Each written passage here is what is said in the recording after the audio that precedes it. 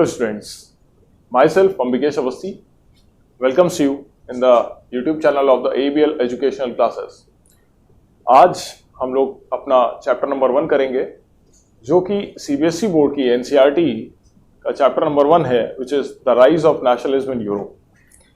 So friends, जैसा कि हम लोग जानते हैं कि हम लोग के एग्ज़ाम बहुत पास आ चुके हैं। बेसिकली 21 अक्टूबर से कुछ बच्चों के स्कूल में प्री बोर्ड स्टार्ट हो गए हैं। तो बहुत सारे ऐसे बच्चे हैं जिनको चैप्टर नंबर 1 बहुत ज़्यादा नहीं समझ में आया, या मैं कह सकता हूं कि हिस्ट्री के सिलेबस में थोड़ी दिक्कत आ रही है। तो आपको रिवीजन करने के लिए, अब अगर आप रिवीजन करने बैठते हैं तो ये डिपेंड करता है कि रिवीजन करना है तो पहले पूरा चैप्टर रिवाइज करिए। ठीक, मेरी वीडियो आपको कैसे हेल्प करेगी ये आप समझ लीजिए। मैं अपनी वीडियो में आपको वो इंपॉर्टेंट बातें बताऊंगा या वो कंसेप्ट बताऊंगा या उन पॉइंट्स को बताऊंगा जहां पर आपको बहुत ज्यादा फोकस करना है।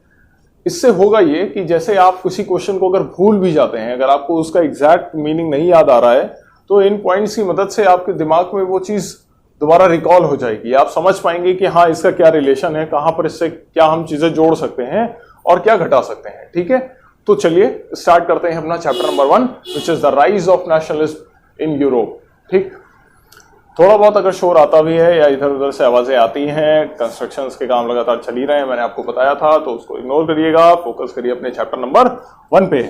चलिए चैप्टर नंबर 1 पे जब हम बात करते हैं तो सबसे पहले जब चैप्टर की ओपनिंग होती है तो हमें एक पिक्चर मिलती है जिसमें एक इंसान या एक पेंटर ये डिस्क्राइब करने की कोशिश करता है कि डेमोक्रेसी एक ऐसा वर्ड जो उसकी ख्वाहिश है, जो उसका सपना है, जो उसे पूरा करना है। ठीक, और हम बात कर रहे हैं बेसिकली यूरोप की। किसकी? यूरोप की।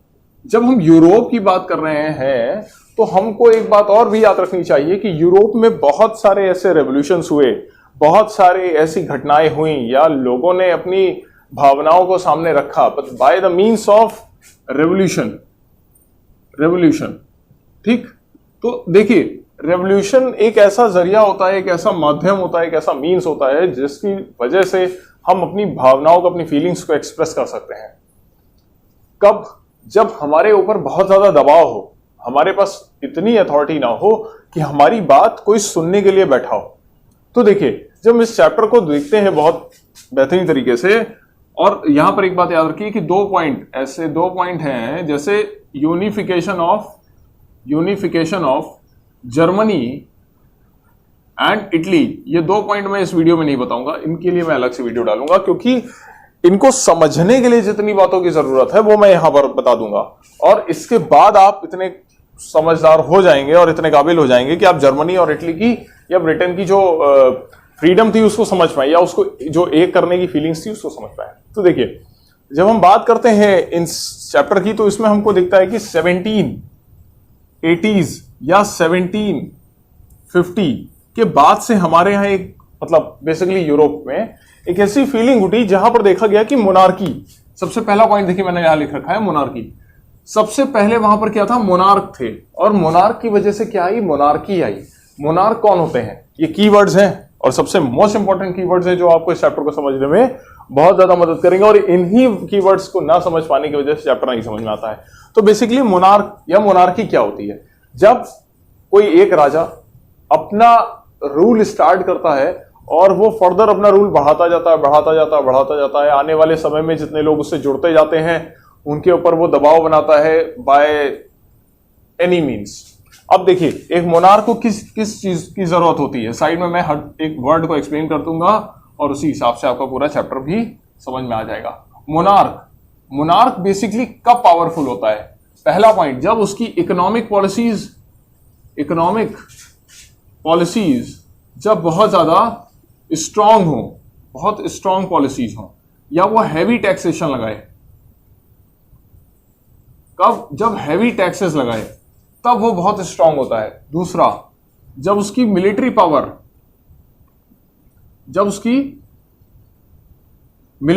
बहुत ज्यादा स्ट्रांग हो। तो बेसिकली मोनार्क, उस समय जो मोनार्क थे या जो फ्रांस में या यूरोप में जो मोनार्की थी वो क्या करती थी? एक तरफ से तो वो इकोनॉमिक पॉलिसीज को बहुत ज्यादा बढ़ा रही थी, मतलब आर्थिक नियंत्रण वो बहुत मजबूत करे हुई थी। आर्थिक रूप से वो चीजों को इतना ज्यादा कठिन कर दे रही थी कि लोगों के पास फाइनली एम्प्लॉयमेंट नहीं बच रही थी, रोजगार नहीं थे, रोजगार नहीं था, और रोजगार ना होने की वजह से लोगों के पास क्या थी? आर्थिक तंगी थी, आर्थिक तंगी थी, मतलब फाइनेंशियल क्राइसिस थी। फाइनेंशियल, मैं हिंदी इंग्लिश दोनों का यूज करूंगा, क्राइसिस थी या स्कार्सिटी थी। ठीक, जब हमारे पास पैसा नहीं होगा तो हमें रिवोल्ट करना ही करना पड़ेगा, और जब रिवोल्ट करेंगे तो फिर हमको क्या फेस करना पड़ेगा? हमें फेस करना पड़ेगा रेजिस्टेंस, रेजिस्टेंस फेस करना पड़ेगा। और रेजिस्टेंस कौन फेस कराएगा? वो होगा हमारा मोनार्क या हमारा किंग। ठीक, तो सबसे पहली बात कि बेसिक कंडीशन क्या हुई कि यूरोप में जो फीलिंग आई वो किस चीज की वजह से आई? यूरोप में जो फीलिंग्स बढ़ी वो मोनार्की को खत्म करने की वजह से बढ़ी। धीरे धीरे करके लिबरल आइडियाज बढ़ने लगे। क्या बढ़ने लगा? लिबरल आइडियाज बढ़ने लगे। लिबरल कौन होते हैं? लिबरल वो लोग होते हैं जो कहते हैं कि किसी भी देश में समानता आनी चाहिए, इक्वालिटी आनी चाहिए, राइट मिलने चाहिए, जस्टिस मिलना चाहिए, फ्रीडम मिलनी चाहिए, फ्रीनेस मिलनी चाहिए। ठीक, और फाइनली हम कहां पहुंच जाएंगे? डेमोक्रेसी के पास। तो लिबरल आइडियाज, लिबरल कैसे हो सकते हैं? पहली चीज, जो बातें लिख रहा हूं बोर्ड पे उसको बहुत गौर करिएगा। मैं आपको यहां वर्ड बाय वर्ड और लेटर बाय लेटर या लाइन बाय लाइन इसीलिए नहीं बता रहा हूं क्योंकि आपको एग्जाम के एस्पेक्ट से जितनी चीजें रिवीजन के लिए मदद करेंगे वो सब बता रहा हूं, तो ध्यान दीजिएगा। लिबरल कैसे हो सकते हैं? राइट टू वोट, और इसके लिए आपकी बुक में जो यूज किया गया है वर्ड, वो सफ्रेज यूज किया गया है। क्या यूज किया गया है? सफ्रेज वर्ड यूज किया गया है। और फाइनली इसको क्या किया गया? 21 ईयर कर दिया गया कि एक अडल्ट के लिए 21 ईयर कर दिया गया। और फीमेल्स को बहुत ज्यादा राइट नहीं मिले, फीमेल्स को बहुत ज्यादा वैल्यूज नहीं मिली, बहुत ज्यादा वैल्यू नहीं मिली। तो लिबरल आइडिया क्या करता था कि राइट टू वोट चाहिए, और दूसरा राइट टू वर्क, भाई काम करने की आजादी चाहिए या काम करने की छूट चाहिए। ठीक, चलिए पहली बात समझ आ गई। मोनार्की वर्ड से मोनार्क निकलता है, मोनार्क से बेसिकली मोनार्की वर्ड निकलता है जहां पर इसका राजा होता है किंग, मतलब जो इसका लीडर होता है वो होता है किंग। किंग दो तरीके से पूरा रूल करता है, इकोनॉमिक पॉलिसीज को स्ट्रांग कर देता है, हैवी टैक्सेशन करता है। दूसरा, मिलिट्री पावर की वजह से वो लोगों को रेजिस्टेंस देता है कि आप गलत नहीं कर सकते, आप सही भी नहीं कर सकते। और इसकी जो रिस्पॉन्स में लोगों के अंदर फीलिंग आती है वो क्या आती है? लिबरल आइडिया आते हैं। वो कहते हैं नहीं, हमें राजा को हटाने की एक ताकत चाहिए, which is right to vote. And when you are thinking about or reading about right to vote, then you are also aware that it is the period of 1750s and we are in 2020. So we are living in the democracy and the basic property of the democracy is right to vote. ठीक, मतलब जो मूलभूत आधार है, मूलभूत संरचना है किसी भी लोकतांत्रिक देश की, लोकतंत्रात्मक या लोकतंत्र की, वो यही है कि आपके पास चुनाव चुनने की आजादी हो या चुनाव करने की आजादी हो, जिसको हम बोलते हैं इलेक्शन। ठीक है, अब लिबरल आइडियाज क्या कहते हैं? हमें राइट टू वोट चाहिए और क्या चाहिए? राइट टू वर्क चाहिए, क्योंकि राइट टू वर्क से क्या होगा? इकोनॉमिकली स्ट्रांग बनेंगे। अब यहां तक बात हो गई। ठीक, अब आते हैं पहला कंप्लीट, दूसरा वर्ड एब्सोल्यूट मोनार्की। ये वो एब्सोल्यूट मोनार्की का मतलब होता है कि जहां पर एकदम स्ट्रिक्ट शासन हो और बहुत जबरदस्त मोनार्की हो, मतलब राजा के अलावा किसी के हाथ में ताकत ही ना हो। तो ये बहुत ज्यादा इंपॉर्टेंट वर्ड था at that time, because France is facing that absolute monarchy और Europe is facing absolute monarchy at that time. So the feelings for against the monarchy is to remove the monarchy. मतलब monarchy के लिए क्या एक feeling आई कि हमें कुछ भी करना है और मोनार्की को हटा देना है। ठीक है, अब देखिए इतनी बातें आ गई, अगर ना हो तो स्क्रीनशॉट खींच लीजिए फटाक से इसका। चलिए ठीक है, अब देखिए इसके बाद जब एब्सोल्यूट मोनार्की आती है तो फीलिंग आती है क्या? सरफरोशी की तमन्ना अब हमारे दिल में है, देखना है जोर कितना बाजुए कातिल में है।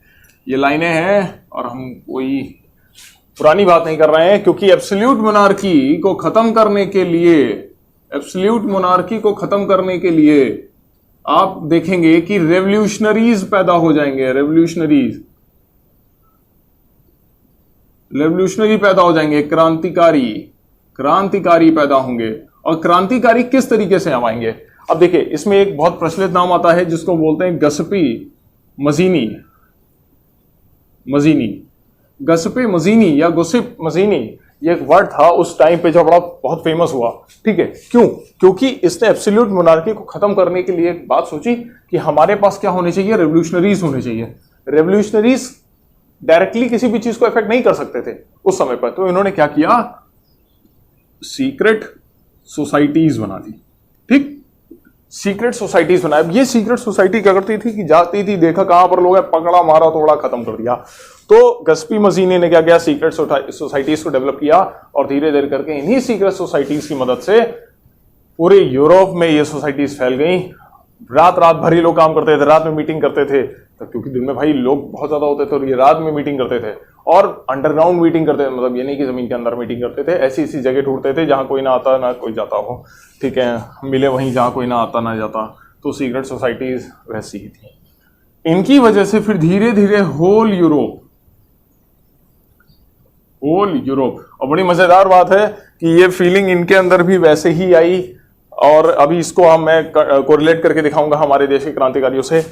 ये 21 साल की उम्र में जब थे तो इनको जगह मतलब अज्ञातवास में भेज दिया गया था, एग्जाइल में भेज दिया गया था, और इन्होंने क्या किया था, बहुत रेवोल्यूशनरी एक्टिविटीज में पार्टिसिपेट किया था। इसकी वजह से इनको बाहर कर दिया गया था और उसी का गुस्सा सामने निकल के आया हमारी सीक्रेट सोसाइटी के फॉर्म में। और फॉर डेवलपिंग द डेमोक्रेसी, मतलब अगर आपसे कोई पूछता है या क्वेश्चन किसी भी तरीके से आता है तो आपके दिमाग में ये होना चाहिए कि जो बेसिकली एब्सोल्यूट मोनार्की को खत्म करने के लिए क्या किया गया, गस्पी मजीनी ने रेवोल्यूशनरी आइडियाज लाए और with the help of secret societies, और क्या करने के लिए, लोकतंत्र स्थापित करने के लिए। क्या स्थापित करने के लिए? लोकतंत्र स्थापित करने के लिए। राजतंत्र को खत्म करके लोकतंत्र की स्थापना करने के लिए ही क्रांतिकारी भावनाओं का उद्भव हुआ। और इसी की सहायता से धीरे धीरे लोगों के अंदर बहुत सारी चीजों में विकास आया। उनके अंदर इकोनॉमिक्स को लेकर बात आई, उनके अंदर पैसे को लेकर सोचना आया, रोजगार को लेकर सोचना आया, एजुकेशन को लेकर सोचना आया, वोट को लेकर सोचना आया। ठीक है, अब दूसरा वर्ड आता है, ये बात पूरी समझ में आ गई। ठीक, अब दूसरा वर्ड आता है, तीसरा वर्ड, लिबर्टी। लिबर्टी का मतलब क्या होता है? जहां फीलिंग हो, और ये मैंने इसीलिए आपको सबसे पहले बता दिया था। एक मिनट, कल मैंने इसी तरीके से रात में 2 बजे बैठ के वीडियो बनाई थी और वीडियो की सत्यापिट गई थी। ठीक है, अब आज फिर से ट्राई कर रहा हूँ। 3-4 बार से ऐसा हो रहा है। इसके पहले लाइट दग चुकी है, इसके पहले वीडियो नहीं बनी, बड़ी दिक्कत आ रही है। चलिए कोई नहीं, दिक्कतें तो आती रहेंगी, उनका आना स्वभाव है, हमारा खत्म करना स्वभाव है। चलिए, लिबर्टी। लिबर्टी का मतलब क्या हुआ? तो 2 पॉइंट मैंने बताए थे लिबर्टी को लेके। पहली बात, राइट टू वोट, और दूसरा वर्ड जो था वो राइट टू वर्क। अगर ये दोनों चीजें कहीं किसी भी देश में जिंदा हैं, that means liberty is there. मतलब अगर, अब देखिए लिबर्टी वर्ड जो बार बार यूज हो रहा है, इसका मतलब क्या? लिबर्टी और फ्रीडम, ये 2 वर्ड है। लिबर्टी का मतलब होता है जहां पर हमें आजादी है पर कुछ रोक के साथ। आपको आजादी है कि आप कोई कार्य कर सकते हैं, पर आपको आजादी ये नहीं है कि आप देश विरोधी कार्य कर सकते हैं। आप कार्य कोई भी कर सकते हैं, इसका यह मतलब नहीं कि आप ड्रग्स बेचने चले जाएं, ड्रग्स लेने लगेंगे। हाँ, आप एंजॉय कर सकते हैं, आप रात रात में पार्टी कर सकते हैं, अभी तो पार्टी शुरू हुई, आप सब कर सकते हैं, पर दारू, शराब, गांजा, अफीम, ड्रग्स, स्मगलिंग, ये सब काम नहीं कर सकते। क्यों? यहां पर रिस्ट्रिक्शंस है। ठीक है, किसने लगाई है? गवर्नमेंट ने लगाई है, because we are living in the democracy. क्योंकि आपके अगल बगल, और ये बहुत इंपॉर्टेंट बात बता रहा हूं यहां पर, कि जब लिबर्टी की बात हुई थी तो यही गस्पे मजीनी, जो क्रांतिकारी भावनाओं से बहुत एकदम लोथ थे, मतलब बिल्कुल घिरे हुए थे, इन्हीं के जो रिस्पांस था उसमें एक नई विचारधारा डेवलप हुई थी, कंजर्वेटिव्स में। अभी मैंने जिस बात को बोला ना कि हम कुछ भी कर सकते हैं पर हम किसी भी अनैतिक कार्य को नहीं कर सकते, मतलब हम इलीगल वर्क नहीं कर सकते। वर्क कर सकते हैं, लीगल वर्क नहीं कर सकते। पर ये कंजर्वेटिव कहते थे नहीं, आपके ऊपर अधिकार नहीं है इस बात का कि आप किसी भी चीज में हस्तक्षेप करें। मतलब अब समझिए, यहां से कंजर्वेटिव का मतलब होता है एक ऐसी विचारधारा वाले लोग, एक ऐसी विचारधारा जिसमें वो ये कहते हैं कि जो पुरानी परंपराएं हैं उनको हमें नहीं बदलना है, कुछ भी करना है वो नहीं बदलेंगे। ठीक, तो कंजर्वेटिव ये कहते हैं कि हमें बदलाव नहीं करना। लिबरल ये कहते हैं कि हमारे पास आजादी होनी चाहिए, हम कुछ भी करेंगे। पर हमारे ऊपर रोक है। किसकी रोक है? एक स्टेट की, नेशन की। और ये सबसे महत्वपूर्ण वर्ड था, नेशन स्टेट, क्योंकि फाइनली डेमोक्रेसी बनेगी तो नेशन स्टेट ही बनेगा। ठीक है, तो कंजर्वेटिव ये कहते थे, और कंजर्वेटिव ने इसीलिए इनके अगेंस्ट में बोला, या गसिपे मजीनी या ऐसे कई लोग आए जिनकी, इसी नेपोलियन बोनापार्ट भी आएंगे अभी, तो नेपोलियन भी आए, उन्होंने भी अपनी बातें रखी, पर फिर से कंजर्वेटिव सामने आ गए कि आप बदलाव नहीं कर सकते, आप कुछ भी करिए, पुराने ट्रेडिशंस को आप बदल नहीं सकते। ठीक, तो इतनी बात समझ आ गई लिबर्टी का कंसेप्ट और कंजर्वेटिव्स का। कंजर्वेटिव्स में बस आपको यही याद रखना है कि they are the damn sure supporter of the traditions, values, morals which are existing since the earth is form.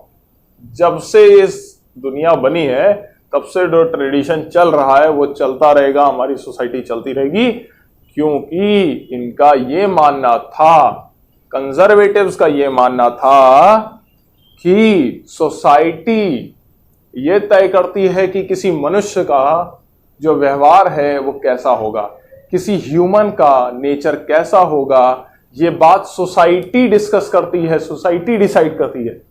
अब यहीं पर थोड़ा सा कॉन्ट्रडिक्शन है। कोई भी जगह पर, किसी भी जगह पे आपके अगल बगल जो लोग हैं, आप कहते हैं ना मैं इस लोकेलिटी में रहता हूं, मेरी लोकेलिटी बहुत अच्छी है, पर आप वो कैसे कह पा रहे हैं? क्योंकि वहां के लोग अच्छे हैं। तो यहां थोड़ा सा वही बात वही है, पर कहने का तरीका दूसरा है। कंजर्वेटिव ये कहते थे कि नहीं, किसी भी तरीके से हम कहें पर बात यही आएगी कि जो पुरानी विचारधारा है, जो पुरानी सोच है, वो क्यों है? क्योंकि समाज में अच्छी बातें थी। आज के लोगों में दिक्कतें ज्यादा हैं, पर अब ये बात तो बिल्कुल अप्लाई नहीं हो सकती, क्योंकि लोगों से ही समाज बना है। तो मीनवाइल मैंने दो कंसेप्ट आपको यहां पर और किए।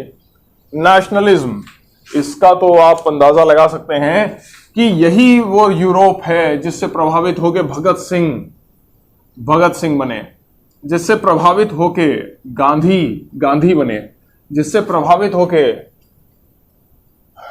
बहुत सारे क्रांतिकारी बने। और यही वो वर्ड था जिसने 63 दिन तक, 63 डेज तक किसी भी तरीके से क्रांतिकारियों को जिंदा रखा, भूखा और प्यासा। और उन्होंने बिल्कुल अपने हक की लड़ाई करी। और क्यों करी? क्योंकि उनके अंदर राष्ट्रवाद की भावना थी। और वो आई कहां से आई थी? वो यूरोप से आई थी। यूरोप में ही एक थिंकर पैदा हुए जिनको बोला गया कार्ल मार्क्स। इनके बाद आए लेनिन। जब भगत सिंह को फांसी देने का समय आया तो भगत सिंह से कहा गया कि चलिए आपको समय हो गया आपका। तो भगत सिंह ने बोला रुकिए थोड़ी देर, क्योंकि एक क्रांतिकारी दूसरे क्रांतिकारी से मिल रहा वो। और भगत सिंह ने जो दूसरे क्रांतिकारी के लिए बोला था वो क्रांतिकारी लेनिन थे, वायोस्की लेनिन, ये लेनिन थे। क्यों? जिस समय कार्ल मार्क्स आए थे यूरोप में, या कार्ल मार्क्स ने जब अपनी थ्योरीज दी थी, तो उन्होंने ये बोला था कि पावर होनी चाहिए लेबर्स के पास में, पावर लेबर के पास में होनी चाहिए, जो हमारे श्रमिक हैं। आज आप लोग देख रहे होंगे कि बहुत दिनों से बीजेपी की गवर्नमेंट जब से आई है तब से आप देख रहे होंगे कि यहां पर अभी कुछ समय से किसान आंदोलन चल रहा है, एनआरसी सीए चल रहा है, वो तो चलिए अलग मुद्दा है, पर किसान आंदोलन जो चल रहा है उसमें अब एक चीज देख रहे हैं कि किसान रोड पे आ रहा है और अपने हक की मांग कर रहा है।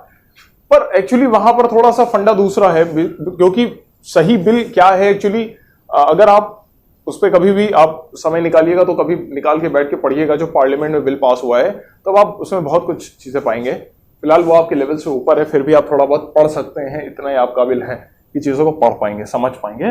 तो बेसिकली यूरोप में क्या हुआ था, कार्ल मार्क्स जैसे थिंकर्स का जन्म हुआ, लेनिन हुए, बहुत सारे थिंकर हुए। मतलब अगर नाम गिनने लगूंगा तो शायद ये पॉइंट्स कम पड़ जाएंगे, पर बोर्ड भर जाएगा, इतने थिंकर्स हुए। तो थिंकर्स का ये कहना था, सभी थिंकर्स का कहना था कि भाई लेबर के हाथ में पावर होनी चाहिए। छोटे आदमी के हाथ में पावर दे दीजिए, बड़ा आदमी अपने आप बराबर आ जाएगा। जैसे मुझसे अभी 6 दिन पहले एक स्टूडेंट ने पूछा क्या सर क्या हम पॉवर्टी नहीं खत्म कर सकते, तो मेरा वहां पर यही जवाब मेरा यही था, पॉवर्टी खत्म कर सकते हैं, उसके लिए हमें डिफरेंस खत्म करना पड़ेगा। तो हुआ यही, नेशनलिज्म की जो भावना थी वो सामने इसलिए आई क्योंकि यूरोप में जो पावर थी वो किसके पास थी, मोनार्क के पास थी पावर, मतलब किंग के पास थी। तो बोला गया कि ये पावर जो है लेकर आओ भैया डिस। अब इसको सेंट्रलाइज्ड पावर है, अब यहां एक वर्ड यूज होता है सेंट्रलाइज्ड। पावर का सेंट्रलाइजेशन। मोनार्क एक राजा है, राजा क्या है, सारी ताकत अपने में रखता है, पर वो ताकत बांटता किसी से नहीं है। पर पावर ऐसी होनी चाहिए जैसे कि इंडिया में पावर है, डेमोक्रेसी फॉर्म में पावर होनी चाहिए कि अगर प्राइम मिनिस्टर के पास पावर है तो चीफ मिनिस्टर प्राइम मिनिस्टर से बंधा हुआ है, प्राइम मिनिस्टर प्रेसिडेंट से बंधा है, प्रेसिडेंट प्राइम मिनिस्टर से बंधा हुआ है। मतलब आप अगर डेमोक्रेसी की बहुत प्यारी खासियत है, बहुत प्यारी खूबी है कि ऐसा कोई भी पद नहीं है जो किसी दूसरे से बंधा हुआ ना हो। पावर सबके पास बहुत तगड़ी है, एब्सोल्यूट पावर है। मतलब आप समझ लीजिए एक पियून के पास भी बहुत पावर होती है। आपने वो देखा गब्बर इज बैक, आखिरी में जब गब्बर को फांसी देने जा रहे होते हैं तो जो पुलिस वाला कांस्टेबल होता है जो पूरा केस सॉल्व कर देता है, तो वो गब्बर से बोलता है कि अगर मैं गब्बर होता मैं आपके साथ चल देता, मतलब मुझे अच्छा लगता मैं गब्बर होता तो उसने इसने अक्षय कुमार ने बोला एक पलट के कि अगर मैं तुम्हारी जगह होता तो भी बहुत कुछ कर सकता था। तो आप समझ रहे हैं कि पावर सबके पास है, फर्क ये आप उसे यूज कैसे कर रहे हैं। तो ये सारी बातें मोनार्क का जो रेजिस्टेंस मोनार्क को भी झेलनी पड़ी, डेमोक्रेसी का जो डेवलपमेंट हुआ वो इसीलिए हुआ कि पावर को कहा गया कि लेबर्स को दे दो, छोटे आदमियों को पावर दे दो। पर देखिए रेवोल्यूशन से घर नहीं चलता है, क्रांति से घर नहीं चलता है, क्रांतियों से घर उजड़ते भी हैं, पर क्रांति होना जरूरी भी है क्योंकि क्रिटिक्स होना बहुत जरूरी है। इसीलिए अगर आपका क्रिटिक्स हो रहा है तो इसका मतलब आप अपनी सक्सेस की तरफ जा रहे हैं या आप सही रास्ते पे जा रहे हैं। अगर आपके लोग बुराई करना शुरू करते हैं इसका मतलब आप सही रास्ते पे चल रहे हैं। बुराई उन्हीं की होती है जो रास्ते पे चलना शुरू करते हैं, ठीक है। उसकी क्या होगी जो घर में बैठा हुआ है चुपचाप। अब आती है बात यूटोपियन। यूटोपियन की तो बात ऐसी है कि पूछिए ही मत। यूटोपियन एक ऐसी फीलिंग है जो इतना ज्यादा है कि जैसे कहते हैं कि बिल्ली को दूध की रखवाली करने के लिए दे दिया। ये यूटोपियंस अगर हैं तो ये बोल देंगे कि भैया दूध की रखवाली कर लो। क्यों?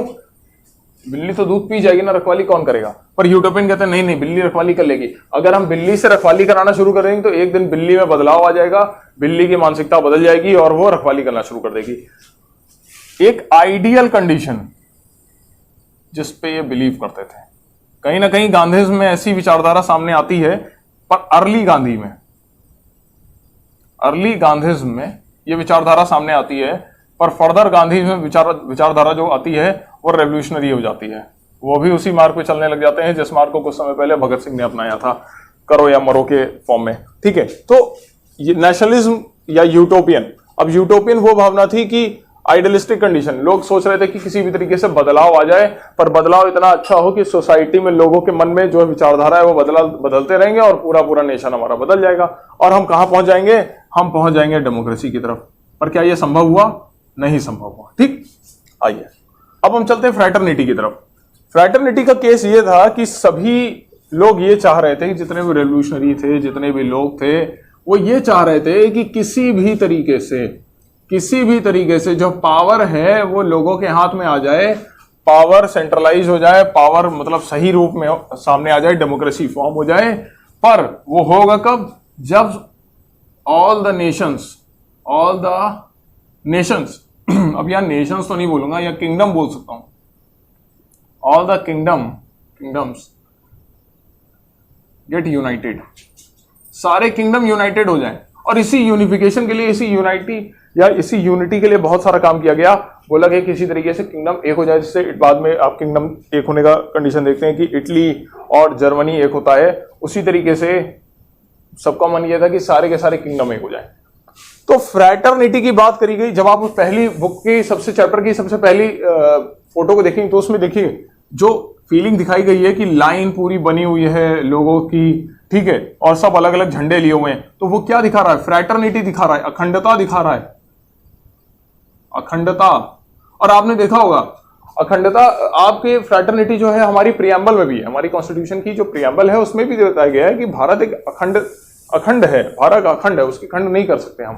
तो वो फ्रैटर्निटी, क्योंकि हमको उसकी फ्रैटर्निटी की फीलिंग को बना के रखना है, ठीक है। अब इसके बाद आती है सॉवरेनिटी। फ्रैटर्निटी और सॉवरेनिटी लगभग एक ही जैसे चलते हैं। क्यों? अगर हमारा देश अखंड है, हमारे देश में खंड नहीं हो रहे हैं, हमारे देश के खंड नहीं किए जा रहे हैं, या यूरोप के बहुत सारे टुकड़े नहीं किए जा रहे हैं, तो लोगों के अंदर जो फीलिंग आएगी वो एकता की फीलिंग आएगी, मानी बात है। और हम एक दूसरे के साथ में चलना सीख लेंगे। वही बात आई कि सॉवरेन कंट्री बन जाएगी धीरे धीरे। ये सब आइडियलिस्टिक कंडीशंस थी जिस पे वर्क करके लोग कहां पहुंचना है? डेमोक्रेसी पे। अब इतनी बातें आपको समझ में आ गई। चलिए अब आती है बात रोमांटिसिज्म। ये एक ऐसा वर्ड था जिसको हम बहुत बॉलीवुड के गानों में देखते हैं, जिसको बोलते हैं दीवानगी। दीवानगी, अरे यार कैसे लिखा जाएगा दीवानगी? मतलब वही बात है कि बहुत ज़्यादा लव हो जाए किसी चीज़ से, और यहाँ शब्द ही नहीं एग्जैक्टली आप निकाल सकते हैं। अगर आप रोमांटिसिज्म का एग्जैक्टली वर्ड निकालना चाहें तो आप खुद भी परेशान हो जाएंगे, आपको एग्जैक्ट वर्ड खुद भी नहीं मिलेगा। आप इसको एक फीलिंग की तरह दे सकते हैं कि 63 days without food and water, 2 दिन ना खाइए तो समझ में आ जाएगा कि क्या है। 63 दिन तक खाना नहीं खाया था बंकिम, कौन, जतिन दास ही खत्म हुए थे, और कई लोगों ने तो उसमें ऐसा कर लिया था कि बिल्कुल ही सूख चुके थे फिर भी नहीं खाना खाना, कुछ भी हो। मतलब एक भावना होती है आप जिसको एक्सप्रेस नहीं कर सकते, आप फील कर सकते हैं पर उसको एक्सप्रेस नहीं कर सकते क्योंकि वो इतनी बड़ी भावना है। वही चीज है रोमांटिसिज्म। पर अब देखिए, आपने जितनी भी क्रांतिकारियां मूवी देखी होंगी, क्रांतिकारियों वाली मूवी देखी होंगी, उसमें आपने एक चीज देखी होगी कि सब एक चीज से बहुत ज्यादा इंस्पायर थे, होती क्या? शायरी, पोएट्रीज, स्टोरीज। आपको भी देशभक्ति की भावना का एहसास कब होता है? जब आप पोएट्री सुनते हैं। और हमारे देश का तो ट्रेंड है कि देशभक्ति की भावना तब आती है जब 26 जनवरी और 15 अगस्त आता है। उसके पहले तो हम लोग के अंदर सारी देशभक्ति सोई हुई रहती है। तो क्यों? क्योंकि गाने बजने लग जाते हैं, चक दे इंडिया और ये और मेरा वतन और मेरा देश। अब उसके बाद सबके अंदर जुनून, पर ऐसा नहीं है, ये सबके लिए नहीं कह सकता, क्योंकि 100% में से 30% ऐसे लोग हैं जिनके अंदर पूरे साल देशभक्ति होती है और वो देशभक्ति हमेशा कहीं ना कहीं दिखती रहती है। 70% के अंदर तो सोई हुई रहती है, उनको सिर्फ 4-5 चीज़ों से मतलब है। चलिए, यहाँ क्रिटिक्स नहीं करनी है। शायरी, पोएट्रीज, ये रोमांटिसिज्म की जब बात आई तो लोगों ने ट्रेडिशंस, मतलब कहा गया कि फ्रेंच एक ऐसी भाषा है कि पूरे देश में फैला दो, पूरे देश में सिर्फ फ्रेंच होनी चाहिए, पूरे देश में फ्रेंच होनी चाहिए, और जितने फ्रेंच बोलते हैं वो सब एक जैसे हैं, सब एक जैसे भाई हैं। वहीं से देखिए फ्रैटर्निटी आ गया, ठीक। पर आएगा कैसे? क्योंकि अब फ्रेंच में क्या करा जाएगा? जो फोल्क होंगे, फोल्क सॉन्ग होंगे, स्टोरीज होंगी, डांसेस होंगे, अब इनको प्रमोट किया जाएगा। तो ये देखिए बहुत प्रभावशाली अस्त्र होता है कि अगर आप किसी जगह लोग वहां का जो रीजनल काम है ना उसको बढ़ा दीजिए, रीजनल पोएट्रीज बढ़ा दीजिए, तो लोग आपसे अट्रैक्ट हो जाएंगे। अब आप खुद भी समझिए, आप अगर हरदोई के हैं और हरदोई आप कहीं घूमने गए, आपको हरदोई का कोई दूसरा इंसान मिल गया तो आप बहुत जल्दी जुड़ जाएंगे। आप अगर तमिलनाडु के हैं तो तमिलनाडु का कोई इंसान मिल जाएगा तो बहुत जल्दी खुश हो जाएंगे। जैसे साउथ वाले बहुत जल्दी खुश हो जाते हैं, नॉर्थ वाले खुश हो जाते हैं, तो वो फर्क पड़ता है भाई उसका। वही चीज थी रोमांटिसिज्म, ठीक है। और कोई रोमांटिसिज्म नहीं था कि शाहरुख खान बाएं फैलाए खड़ा हुआ है और आप खेतों दौड़ के जा रहे हैं, ऐसा कुछ नहीं था। अब बात करते हैं डेमोक्रेसी की। तो डेमोक्रेसी तो मैंने पहले ही बता दिया, और इसके बाद लास्ट पॉइंट आता है कंजर्वेटिज्म।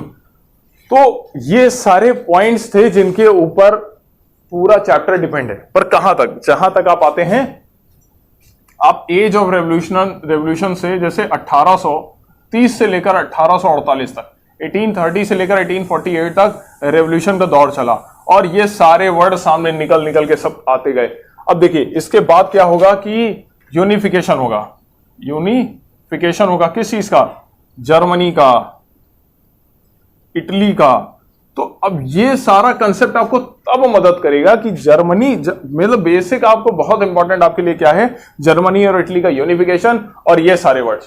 तो आशा करता हूं कि आप लोगों को मेरा ये वीडियो पसंद आएगा, और मेरी कोशिश ये है कि बहुत कम टाइम में आपको, मुझे पता तो नहीं ये कितना टाइम लगा है इसको रिकॉर्ड करने में या कितनी लंबी वीडियो बनी है, पर बहुत क्रिस्प तरीके से मैंने इसको बताने की कोशिश करी है कि आपने अगर अभी तक कोई चैप्टर, इस चैप्टर को नहीं भी पढ़ा है तो भी आपको ये चैप्टर आसानी से समझ में आ जाएगा, और आपको ये चैप्टर बहुत मदद करेगा अपने आगे स्टडीज में, या एज अ ह्यूमन बीइंग आपको बहुत मदद करेगा। आपके अंदर फीलिंग्स, या आपको एक माइंड सेट देगा कि आखिर क्या था इस दुनिया में या इस देश में, क्या हुआ जिससे लोगों के अंदर बदलाव आ गया, ठीक है। तो आप ये समझ लीजिए कि यूरोप वो बरगद का पेड़ है। यूरोप जो था, या आज भी यूरोप वो बरगद का पेड़ है जिसकी शाखाएं पूरे देश में फैली हुई है, ठीक है। अब यहां पर उसको बिल्कुल भी और किसी वे में मत लीजिएगा, क्योंकि देखिए हम ये कहते हैं ना कि हमारे देश की बहुत महानता है, ठीक है, पर कहीं ना कहीं हम मॉडर्न कंट्री की बात कर रहे हैं। और यही वो चीज है जो मॉडर्न तरीके से बढ़ के आई। अभी आप देखेंगे कि जब यूनिफिकेशन ऑफ जर्मनी और इटली होगा तो मैं आपको बताऊंगा कि इंडस्ट्रियल रेवोल्यूशन या इंडस्ट्रियलाइजेशन, इंडस्ट्रियल या इंडस्ट्री, इसने किस तरीके से इफेक्ट किया बता भी देता हूं। इंडस्ट्रीज ने बहुत ज्यादा इफेक्ट किया भाई। जब इंडस्ट्री लगना शुरू हुई ना तो लोगों को लगा कि हमारी इकोनॉमिक पॉलिसीज बहुत बढ़िया हो जाएंगी और हम बहुत तरक्की कर जाएंगे, पर ऐसा हुआ नहीं, बहुत बुरी स्थिति थी। आप ये अंदाजा लगा लीजिए कि बहुत फेमस पिक्चर है, एक इंसान बहुत बड़ा सा बैग लेके गया था, रुपयों से भरा हुआ, नोटों से भरा हुआ, और जब वो स्टोर से बाहर आता है तो सिर्फ एक ब्रेड का पैकेट लेके आता है। उस समय ये हालत थी, वैल्यू इतनी थी। ठीक है, तो ये सारी बातें हैं। अब आपको और जानने के लिए मिलेगा, पढ़िए, रिवीजन करिए, फटाफट एमसीक्यू सॉल्व करिए और अपनी स्टडीज को और बेहतर से बेहतर करिए। आशा करता हूं आपको ये वीडियो पसंद आएगा। अगर पसंद आता है तो लाइक, शेयर, सब्सक्राइब जैसा आपका मन